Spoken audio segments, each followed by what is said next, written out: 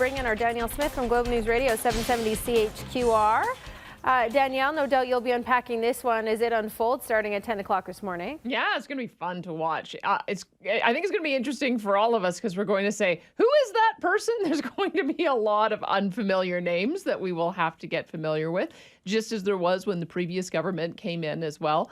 But I think that there'll be some really good appointments from the Calgary area. I mean, I look at someone like Sonia Savage, who has experience in the energy sector. She was with Enbridge and then with the Canadian Energy Pipeline Association. We know that energy is central to Jason Kenney's strategy, so she seems to be an obvious pick for that role.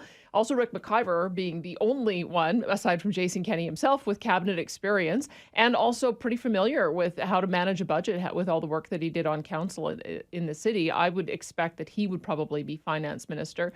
There's also a number of other names like Leela Ahir, who was from Chestermere, Drew Barnes, who was with the former UCP caucus and has long history now, I think almost 8 years in the legislature.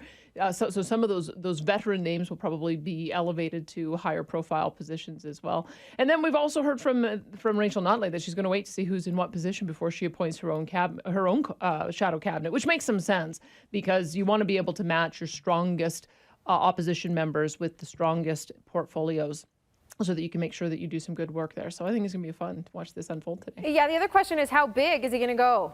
I hope he goes small. I mean, it's tricky because he does have a lot of talent. He also has to make sure that he's regionally balanced. He'll have other factors that he wants to consider as well, making sure that there's women represented in there, that there's visible minorities, because he's got a diverse caucus as well. So those will be some of the factors that he's got to put into place.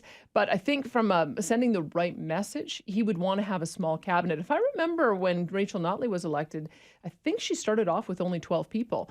And so I think that he would do better to err on the side of going smaller. And then as people demonstrate their worth, adding additional positions as they go along. So I would think, because he really wants to demonstrate it's a belt tightening regime, that would be a good place for him to start. That's what I'll be looking for today. Okay, we'll leave it there, Danielle. You have a good show. Yeah, thank you. Danielle Smith Show on Global News Radio starting at 9:30 this morning.